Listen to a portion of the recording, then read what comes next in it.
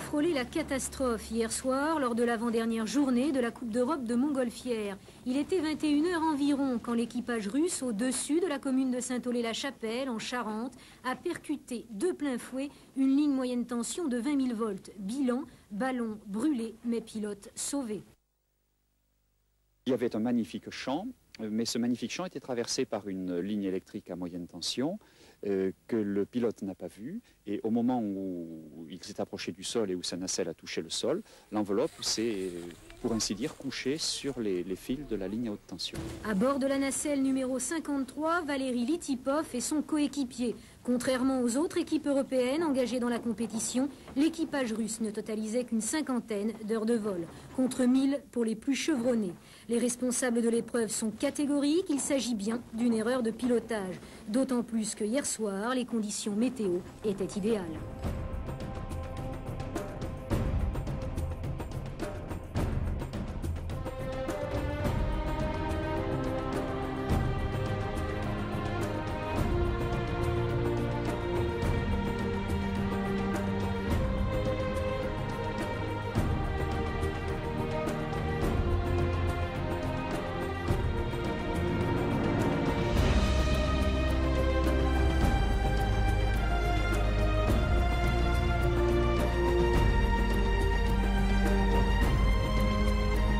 Quelle tenue vestimentaire pour un vol? Nous vous conseillons la même tenue que celle que vous utiliseriez pour une promenade à pied. Sans oublier les bottes ou chaussures de marche imperméables pour le vol du matin, car il y a souvent de la rosée dans les champs, surtout au printemps et à l'automne.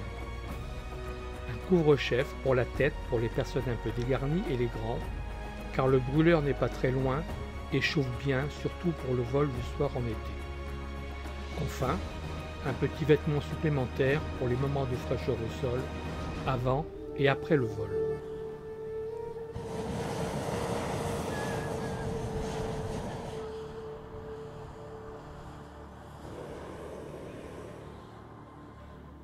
Une montgolfière ne vole qu'au gré des courants aériens. Elle change d'altitude uniquement par l'action du pilote sur le brûleur, qui l'actionne pour réchauffer plus ou moins l'air contenu dans le ballon. C'est pourquoi les vols doivent toujours se dérouler quand l'air est stable, la température ambiante n'est pas trop élevée et les vents sont faibles, tôt le matin ou en fin d'après-midi. Par chance, ce sont les moments de la journée où la lumière est la plus belle.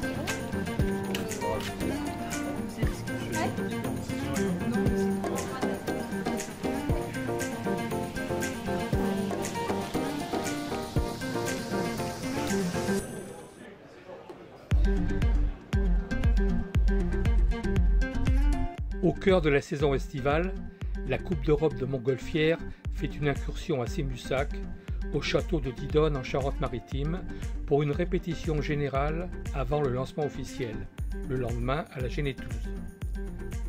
Elle offre à des milliers de spectateurs un spectacle propice à l'évasion qui procure de grands moments d'émotion sportive et artistique à la fois. Cette année, le nombre de spectateurs a été particulièrement nombreux sur le site et par rapport à la dernière fois, la quasi-totalité des ballons présents ont pu décoller. Cette manifestation a été organisée en collaboration avec le Rêve d'Icare.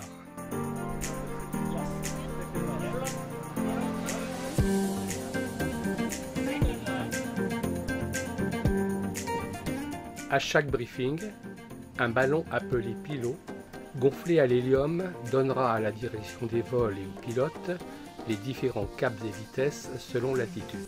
Qui d'autre n'est-ce pas appelé?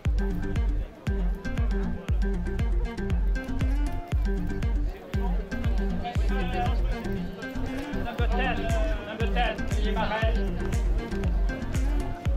vous restez là pour avoir les données de l'épreuve. We have 500 feet over the ground. MSL.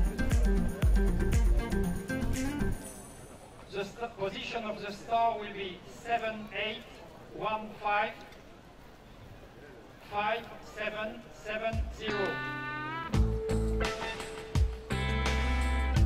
Scoring period until 21:20. En français, deuxième épreuve, c'est un but déclaré par l'organisateur qui est une étoile située à 500 pieds sol. Pardon, 500 pieds MSL.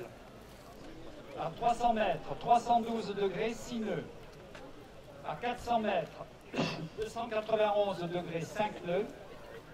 À 500 mètres, 257 degrés, 5 nœuds. À 600 mètres, 238 degrés, 7 nœuds.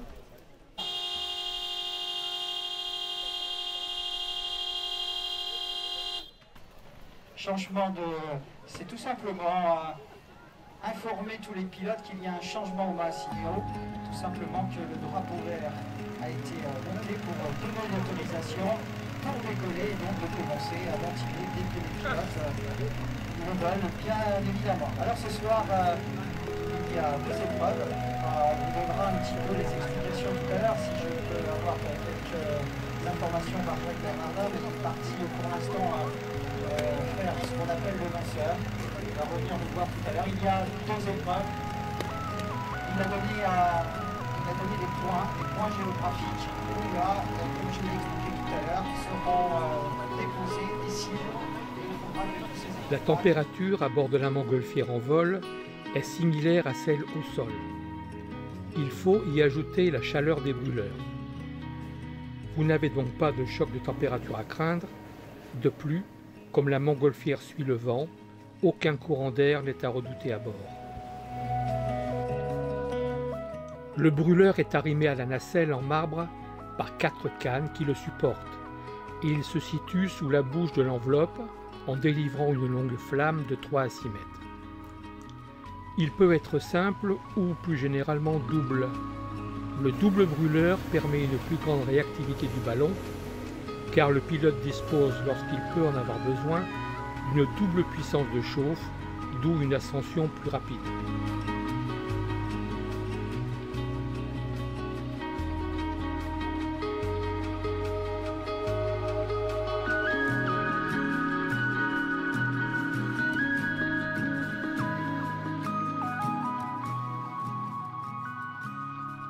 Bonsoir Daniel, c'est un plaisir d'abord de se retrouver ici puis de te revoir.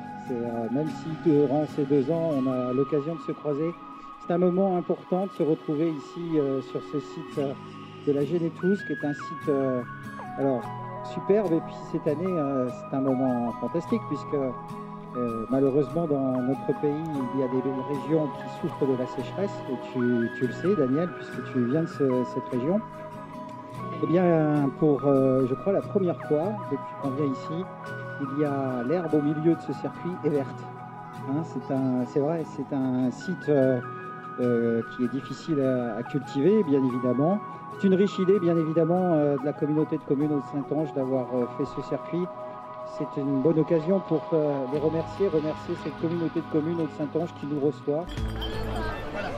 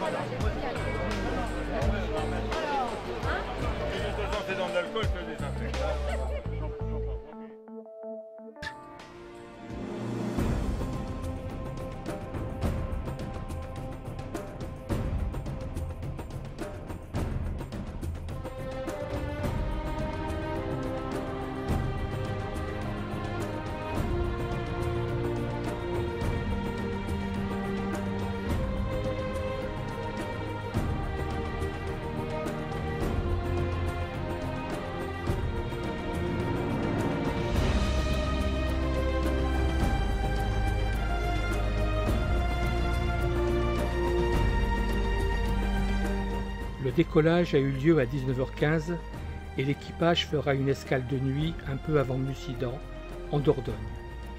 Un pique-nique y sera pris avant une nuit à la Belle Étoile au pied du ballon, en compagnie de 3 ânes, des moutons et autres chèvres dans un pré. Le lendemain, le décollage se fera vers 6h20 heure locale, au milieu des brumes, atterrissage vers 8h50 à Saint-Georges-Blancanex, toujours en Dordogne. Beaucoup de forêt, peu de vent au sol, mais tout s'est bien passé pour les 2 ballons.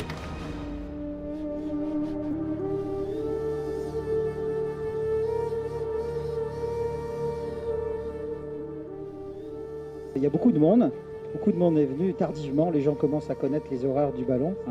On attend un petit peu que le vent baisse. Vous avez vu d'abord ces 2 ballons à gaz qui sont partis. Ensuite, ce festival de ballons Fiesta qui va s'élever devant vous. On attend un petit peu que le vent baisse. Je ne sais pas si vous le ressentez, mais le vent baisse depuis à peu près une dizaine de minutes. Et puis, comme vous l'a très bien dit Daniel, dans quelques instants, c'est arrivé de la compétition où une cible sera installée et chaque équipage devra passer devant chez cible. Alors, tu as raison Daniel, c'est un travail et une énergie importante tous les 2 ans.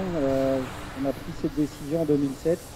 Ça a été sûrement une sage décision parce que d'abord, on est là on a soulagé un peu le portefeuille de nos sponsors et de nos partenaires, des collectivités qui passent des périodes un petit peu compliquées sur leur plan de vue financier. Et puis ça nous permet, nous, de travailler sur des nouvelles idées. Hier soir, par exemple, on était à Sémussac. C'est l'occasion d'aller promouvoir l'univers du ballon et promouvoir la Coupe d'Europe de Montgolfière près du tourisme, près des touristes qui sont installés sur la côte. On a fait sûrement plus de 10 000 visiteurs hier soir. C'était une réussite sans pareil. Ça nous permet aussi de travailler, bien évidemment, ce côté ballon, mais le côté meeting, tu en as parlé. On a cette année choisi une direction différente. Pour différentes raisons, bien évidemment. On a essayé de faire un festival de patrouille. J'appelle cette année un meeting cabaret. Tu sais ce que c'est que le cabaret, Daniel? Et cette année, on a voulu vraiment diversifier avec 2 animations qui sont exceptionnelles. Cette patrouille qui nous arrive de République tchèque. 4 avions. Moi, je les ai jamais vus, mais ce sont des démonstrations qu'on a pu voir sur des vidéos, bien évidemment. Et puis cet hélicoptère voltigeur qui voltige comme un avion. C'est pas fait, un hélicoptère c'est pas fait le pour seul voltiger. capable de le faire, il faut le dire. Le seul hélico au monde incapable de le faire. Ce sont 2 animations qui viennent pour la première fois en France, donc c'est un honneur. Moi, je voudrais remercier Red Bull France qui nous ont beaucoup aidé à faire venir ces démonstrations. Bien sûr, vous faites venir des démonstrations, on paye, mais c'est pas seulement ça. Il y a derrière cette entreprise autrichienne à des règles que l'on a appris, qui sont des règles qui se respectent, et ces gens ont beaucoup œuvré pour qu'on puisse recevoir ces 2 animations ce week-end. En tout cas, moi je voudrais remercier Communauté de Communaux de Saint-Ange de nous recevoir. Je voudrais remercier toute l'équipe de Julien Beltoise qui met durant cette journée à disposition son circuit. C'est un circuit qui fonctionne très bien, qui propose pour faire des stages de pilotage, bien évidemment. Il n'y a pas du tout de stage de pilotage de ballon encore ici, mais c'est un site merveilleux. C'est un site avec un cirque, j'allais dire, naturel. En tout cas, c'est un bonheur de se retrouver ce soir.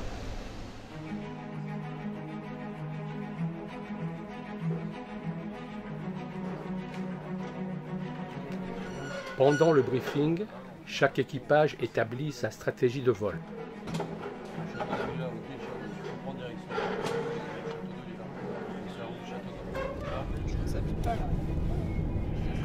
Sur la carte, mais il faudra le faire avancer quand il aura passé la première. Ah oui, avec le marqueur rouge, attention à la deuxième, il y a une IPZ. A priori, on n'est pas les seuls à avoir pris la route.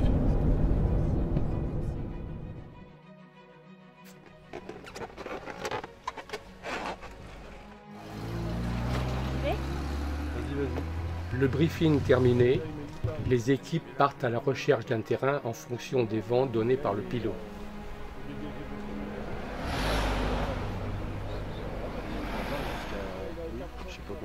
Il revient là. Là, on est dans les 4 km. Là, c'est capot suivant 73. Non, mais c'est quoi on remonte là-bas. Donc ça veut dire que c'est un peu du tourbillon. Ce que je comprends pas, c'est que là, c'est un peu de la turbulence. Là, tu me dis que ça, là, c'est nord, direction nord, nord-ouest en gros. Ouais, mais là, il est à combien? Il est à 150 mètres. Attention, il y a National 10. Faut pas décoller à moins de 200 mètres.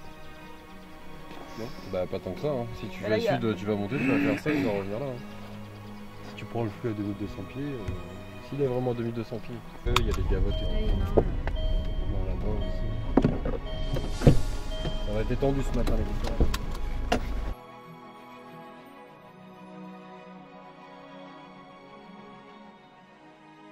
La nacelle d'une montgolfière est principalement en osier ou en rotin, avec bien souvent un plancher en contreplaqué. Beaucoup d'autres matériaux ont été utilisés, mais on est toujours revenu à ces matériaux naturels qui offrent une souplesse indispensable, surtout lors d'atterrissages un peu sportifs. Les équipiers sont indispensables aux pilotes d'un ballon. Leur rôle est primordial pour la manipulation du matériel et la récupération au sol. Leur rôle aussi est d'assister le pilote et de s'assurer de la sécurité au sol et lors du décollage. Ils doivent également suivre la montgolfière depuis le sol, informer le pilote du changement de conditions météo au sol, guider le pilote si nécessaire lors d'approche au sol pour l'atterrissage et enfin le rangement du matériel. La plaque, c'est au milieu. Restez pas accroché.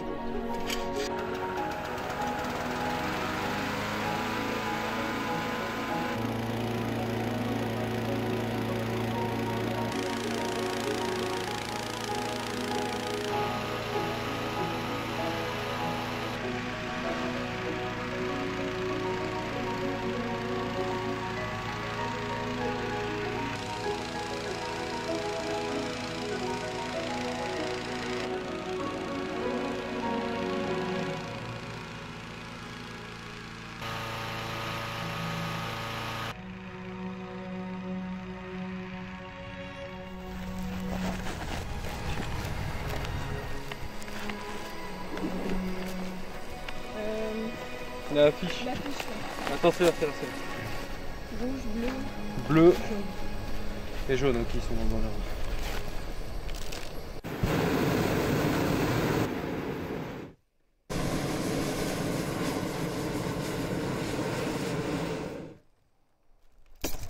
Allez, à tout à l'heure. Bon vol.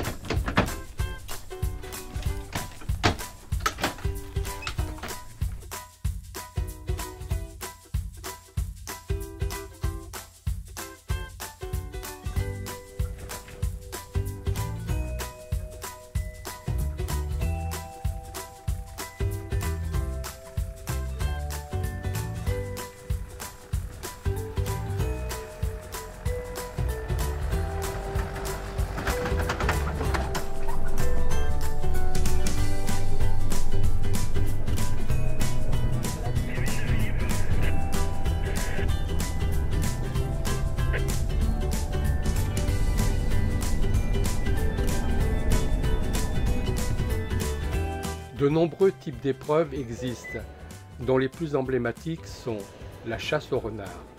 Il s'agit pour les compétiteurs de suivre la montgolfière dénommée comme étant le renard sur toute la durée du parcours. Le renard s'envole donc quelques minutes avant et lâche son marqueur pour indiquer où doivent se poser les montgolfières participantes. La valse hésitation. Un parcours de plusieurs cibles à atteindre est annoncé par le directeur des vols. Le but est pour chacun de choisir la cible qu'il souhaite atteindre et d'y poser ensuite leur marqueur. Le bon choix. Alors même qu'il est dans les airs à bord de sa montgolfière, le pilote prépare les coordonnées de plusieurs cibles qu'il pourrait atteindre. Ces cibles sont définies en fonction des vents et de leurs forces, ce qui amène le pilote à rivaliser de mesure pour déceler quelle cible s'annonce comme la meilleure à pointer. En vol, il doit annoncer celle qu'il a choisie. Il acquiert un certain nombre de points en fonction de la difficulté de la cible et de sa rapidité à l'atteindre.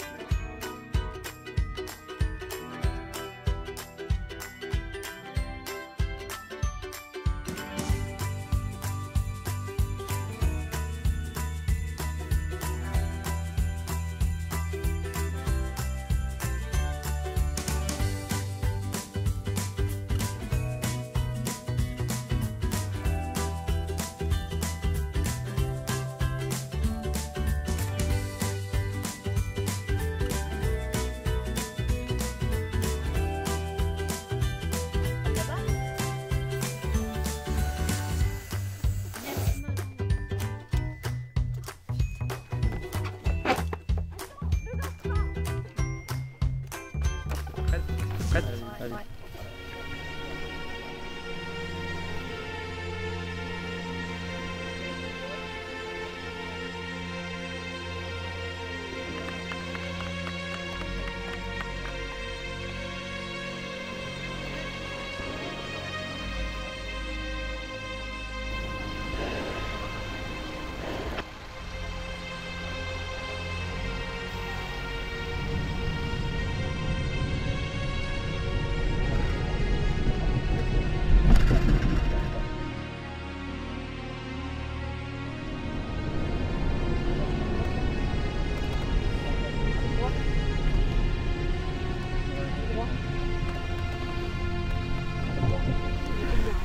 Ouais, mais à fond, ça fait ça tout le temps. Je dis, merde, je passe par en haut et puis je vais lancer de loin. On va lancer un peu. Ouais, bah là maintenant.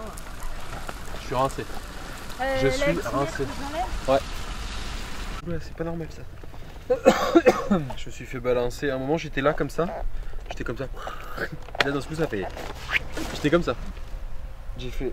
Ah, bon, bah, je pense que. Ah, il y a une ceinture au fond de la. Ouais, c'est ma ceinture. Mais là,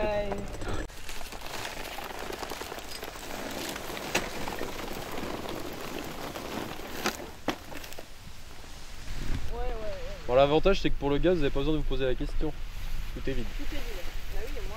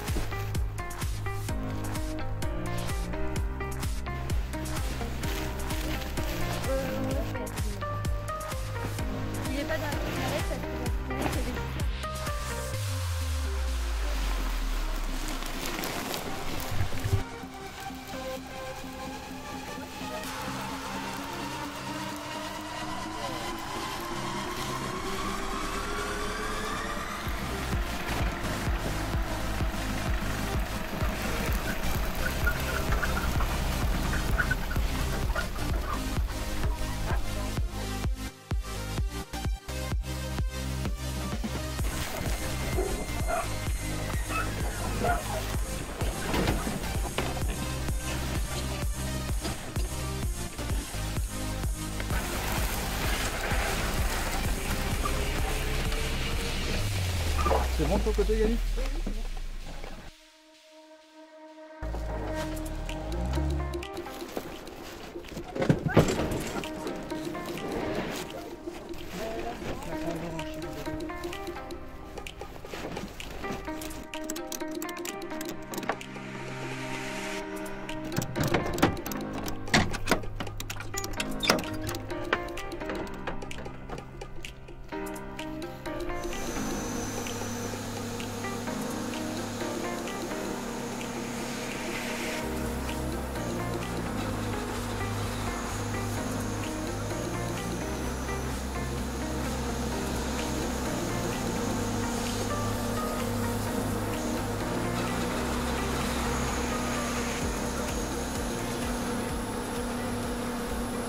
J'ai à côté de moi Kevin Allemand, qui pilote et qui a débuté les compétitions évidemment il y a quelques jours. Bonjour Kevin. Bonjour. Alors racontez-nous un petit peu déjà votre passion de la montgolfière. C'est une passion qui est née il y a très longtemps, quand j'avais 4 ans, donc il y a 26 ans. Le ballon en fait s'est posé pas de chez moi lors de la première Coupe d'Europe. Alors attendez, vous êtes de Mainfond peut-être? Oui, exactement, mes parents habitent à quelques kilomètres de Mainfond, c'est lors d'un premier atterrissage en Mainfond qu'on a commencé à suivre l'aventure. Et vous êtes dit, c'est ça que je veux faire? Effectivement, c'est quand j'ai fait mon premier vol à l'âge de 11 ans, que j'ai dit, bah, tiens, c'est ça que je veux faire, mes parents m'ont pas cru, et au final maintenant, ils me croient, parce que j'y suis. Voilà. Et puis en plus, vous avez votre propre ballon, grâce à Mainfond aussi. Tout à fait, alors il y a 2 ballons dans le club de Mainfond. Moi j'ai une association sur ce complexe auquel nous voulons toute l'année. En fait, ils font des rassemblements, des ateliers de l'air, des compétitions.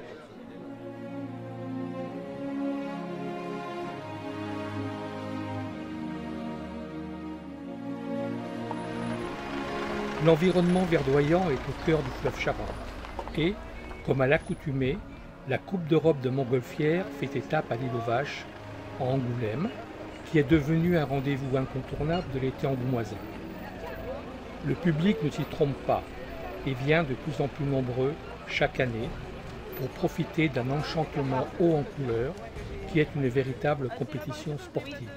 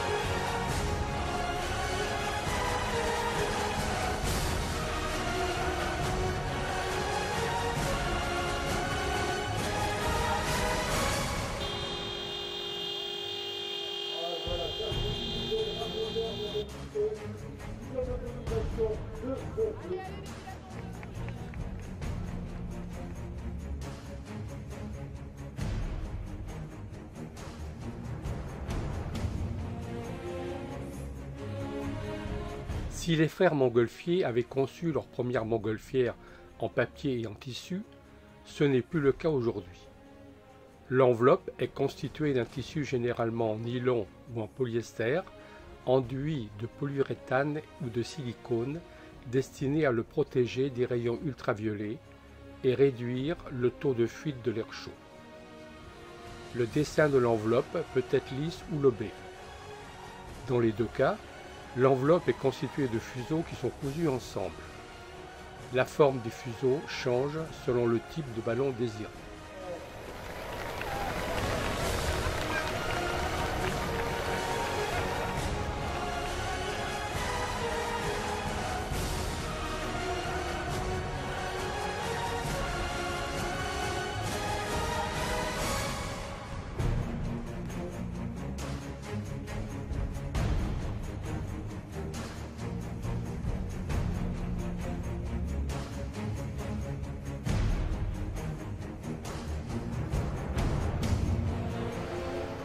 Alors j'attire quand même votre attention parce qu'il y a le ballon du foyer rural, le 2e ballon du foyer rural.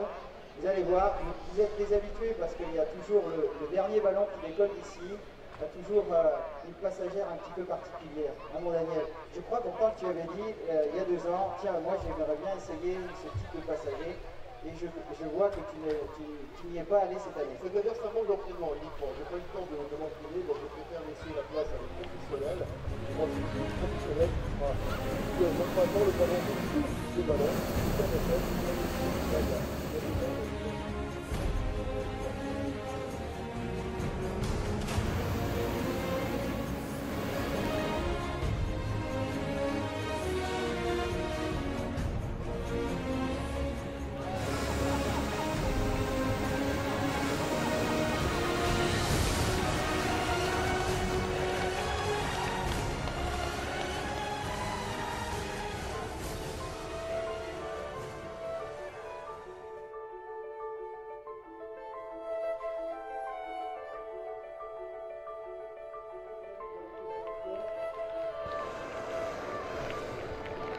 Bravo, applaudissements.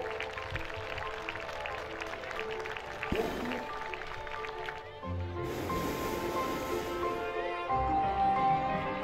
Oh, bravo. Super. Magnifique. Super.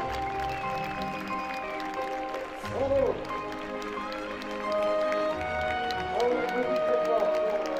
Super cette fois. Bravo. Bravo.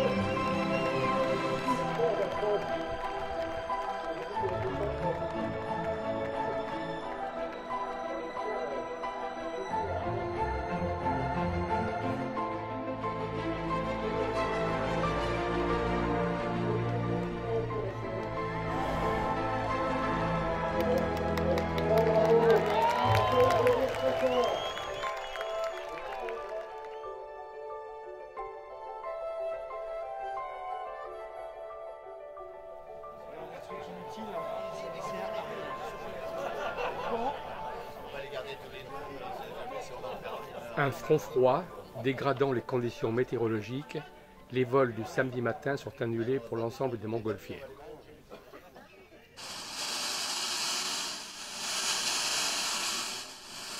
Je crois que ce qui est important, enfin le président Belot l'a montré depuis de nombreuses années, on a un territoire qui est à la fois attractif par le tourisme, avec tout ce qu'on a mis au point avec le pôle nature de Vitrezé, avec les Antilles de Jonzac, avec le pôle mécanique de l'Âge du Toulouse, avec au mois d'avril 2018 le labyrinthe qui va ouvrir ses portes à septembre, avec la maison de la vigne donc, à Archiac, et donc l'attrait économique est très important puisque c'est celui qui va nous permettre d'apporter des emplois en Haute-Saintonge, et je sais que c'est important pour nous. Donc cette pépinière d'entreprise liée à l'aéronautique va nous permettre de développer un secteur qui en étant à quelques minutes en avion de Bordeaux, va permettre de créer des emplois en Haute-Saintonge.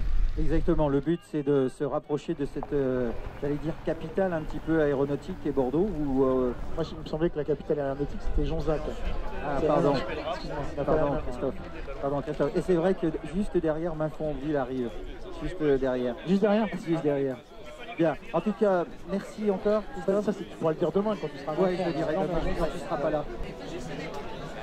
Monsieur Jacques Gardin qui nous fait signe, le briefing va débuter. Je vais lui amener le micro.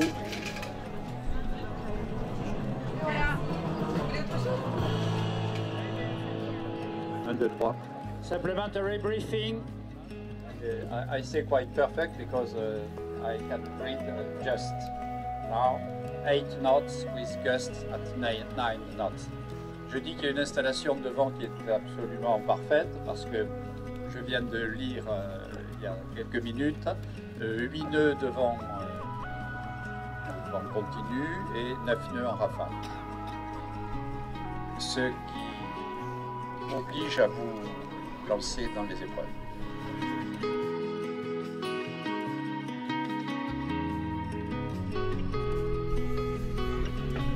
Piloter une montgolfière exige rigueur et concentration. Seule une attention de tous les instants permet de sentir la moindre variation de la direction et de la vitesse du vent. Contrairement aux autres aéronefs, l'aéronaute contrôle directement son aérostat que dans l'axe vertical, au moyen du brûleur. Réchauffer l'air pour monter, attendre qu'il se refroidisse pour descendre. Allez, c'est bon. Allez,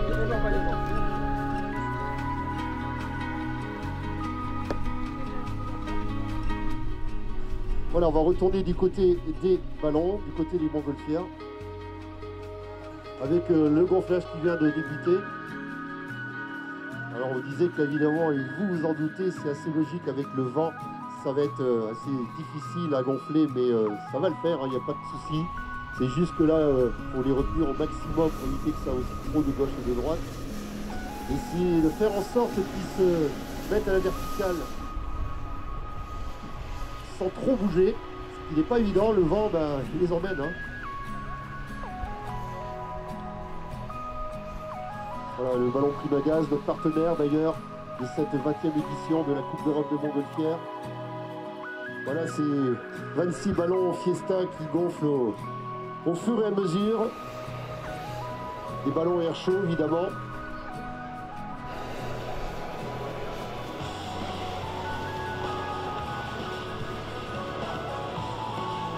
Les montgolfières constituées d'une enveloppe qui contient l'air chaud, évidemment, la nacelle, le brûleur, avec le combustible, le carburant qui est emmené à bord également.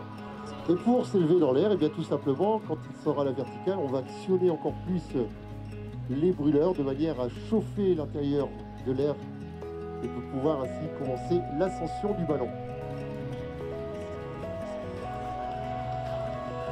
Alors au sommet du ballon, vous voyez la fameuse soupape, en fait, cette porte de tissu circulaire. Et tout simplement relié à une corde de soupape, c'est un élément de pilotage. Et le pilote, quand il veut descendre, eh bien, tout simplement, il va tirer dessus, ce qui va ouvrir le sommet du ballon, laisser échapper l'air et permettre ainsi au ballon de descendre. Et à l'inverse, quand on veut s'élever, je vais en parler il y a quelques instants, eh bien, on va chauffer l'air à l'intérieur.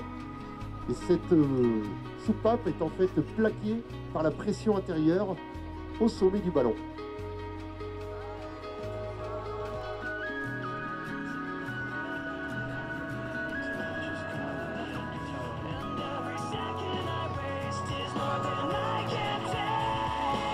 Partenaire de cette 20e édition de la Coupe d'Europe de Montgolfière, Primagaz, la société Courvoisier, le Conseil régional Nouvelle-Aquitaine, le Conseil départemental de la Charente, le Conseil départemental de la Charente-Maritime, le Journal Sud-Ouest et Charente Libre, le Pays Sud-Charente, Programme Européen Leader, France Bleu La Rochelle et l'Armée de l'Air.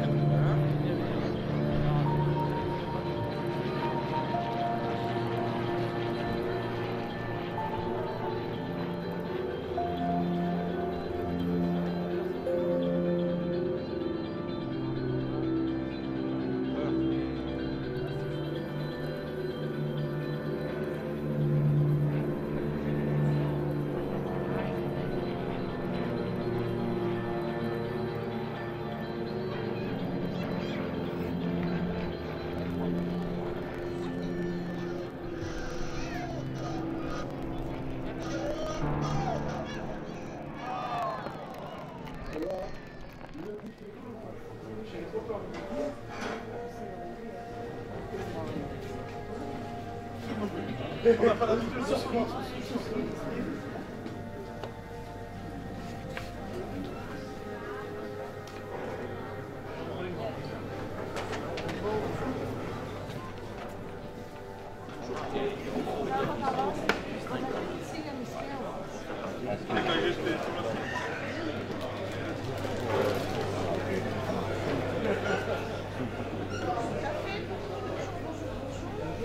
Le front froid qui nous a gênés hier s'est éloigné lentement. Il sévit actuellement entre Toulouse et Lyon. Dans la région lyonnaise, comme d'habitude, il y a une vingtaine, 25 nœuds de vent du nord-nord-est. The cold front who was over us yesterday morning. Peut-être ça. Checker vite fait, tu vas voir. On va checker vite fait, mais... tu fais des appels de phare si tu veux t'arrêter dans un coin. Si tu veux. En moyenne, sur les les 500 premiers mètres. Et juste la vitesse déjà pour savoir. Ici, bah, c'est pas là. C'est pas là, Ouais, l'altitude, juste pour savoir juste les vitesses en fait. C'est quoi le cap qui était sur le modèle? Alors attends, on est où là? Où au nord? 95 200. Il est où au nord? Nord là. Là, sud à entre 1000 et 1500 mètres. Sauf le... Ah, aussi bien, tu les as marquées tes cibles là? Elles étaient, vous les avez plus? Attends, la feuille elle a coulé. À l'arrière. Il faut se mettre plus à l'est. Hein. D'accord. Oui, non mais après on se met là et on voit, après on peut aller dans la zone là. Là, ouais, non ici. Hein. On est là. Hein. Là, tu me dis que c'est du vin.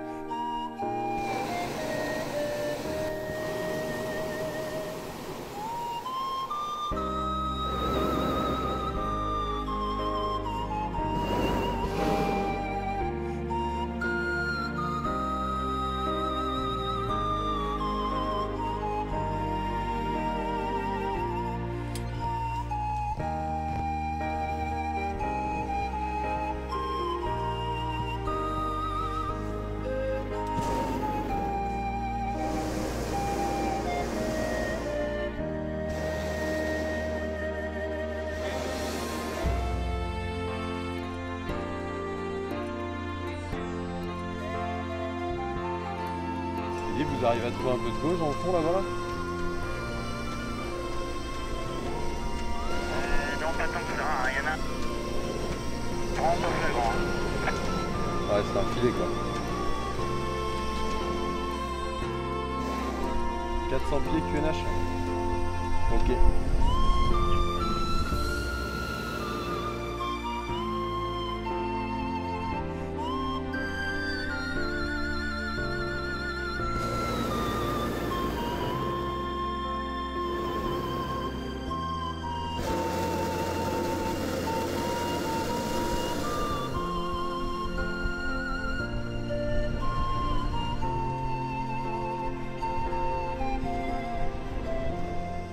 Je monte doucement.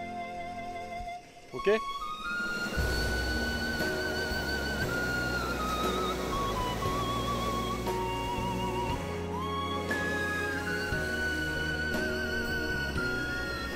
a l'air de bien tourner à droite.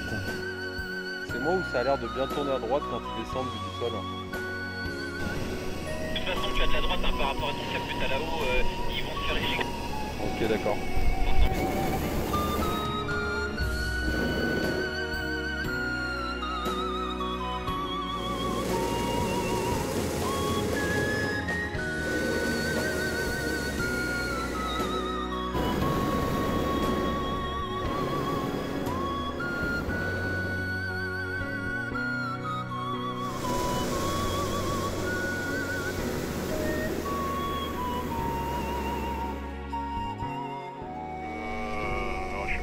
Sur la cible, mais pas assez vite.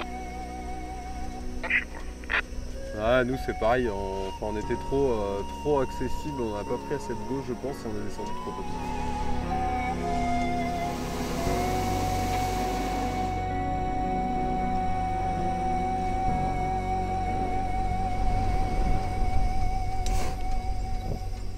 Le but ultime du pilote de montgolfière est d'effectuer un atterrissage le plus doux possible, dans l'endroit le plus facile et accessible à l'équipe de récupération et le plus confortable possible.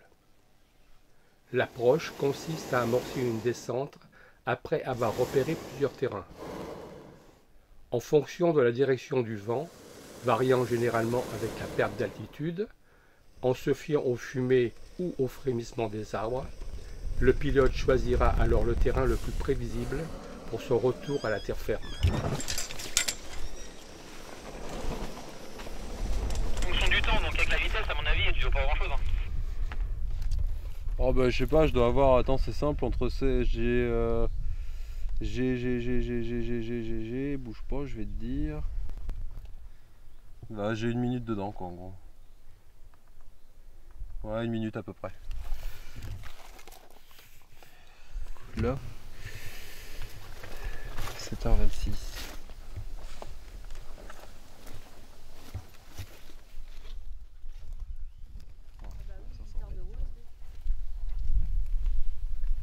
Ouais, c'est bon.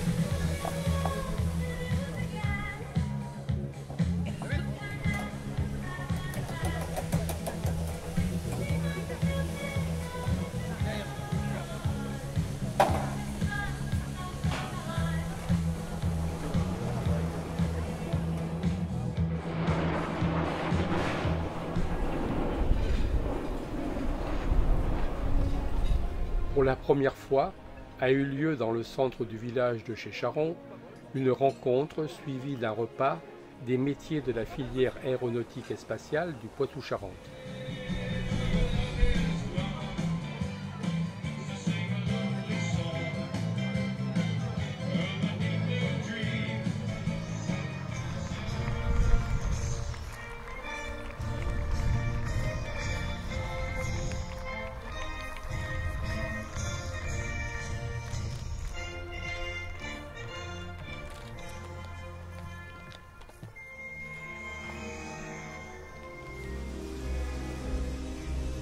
Patrouille Sparflex au roulage.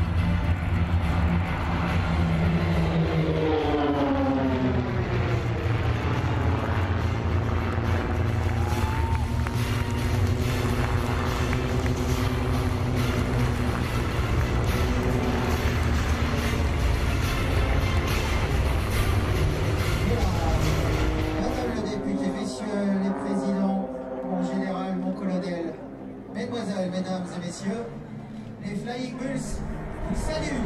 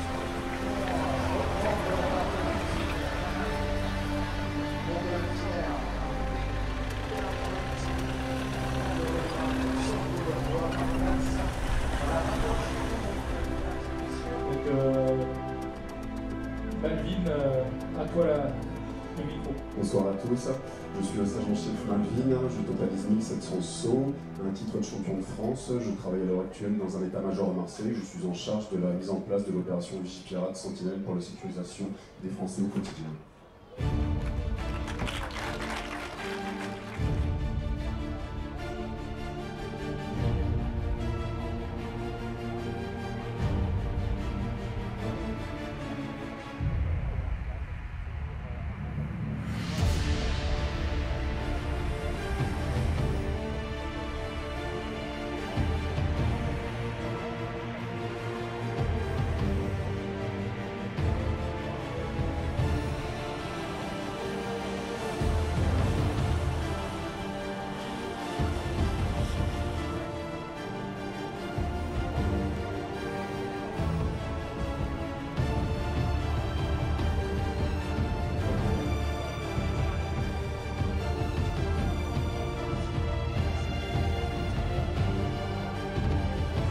Le retour au bercail. Le directeur des vols désigne une cible à atteindre que les participants devront rejoindre de n'importe quel point de départ situé à au moins 3 km de la cible en question. Il s'agit pour les concurrents de définir le meilleur point géographique pour lancer leur montgolfière. L'objectif est de saisir alors les meilleurs courants de vent afin de parvenir jusqu'à la cible via le trajet le plus court. Regardez ce ballon du foyer rural aux couleurs du département de la Charente et de la société Jolival. Nous avons eu plusieurs partenaires qui... Jolival, la société Jolival, c'est l'eau. Pour ceux qui ne le connaissent pas. C'est l'eau.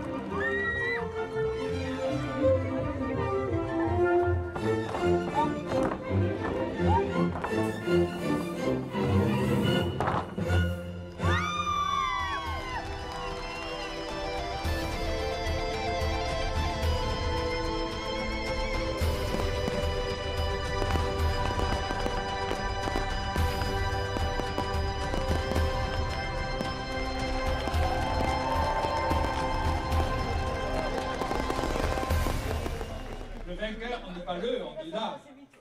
On dit là quoi? La vainqueur. La meilleure, c'est Capucine de Saint-Terrain.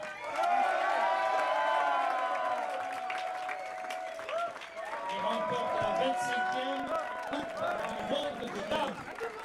Donnez-lui les papiers. Les papiers, c'est pas fait pour les papiers, voilà, donnez-lui les papiers. Les papiers, c'est pas fait pour moi.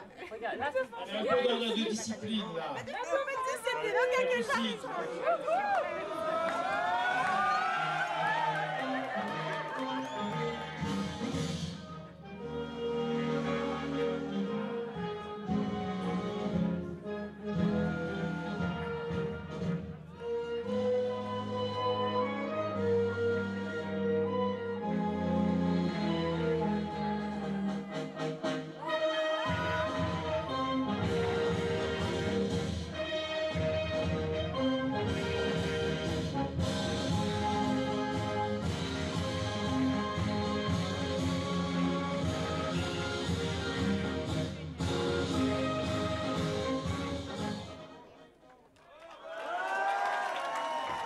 Sixième, David Spildoren.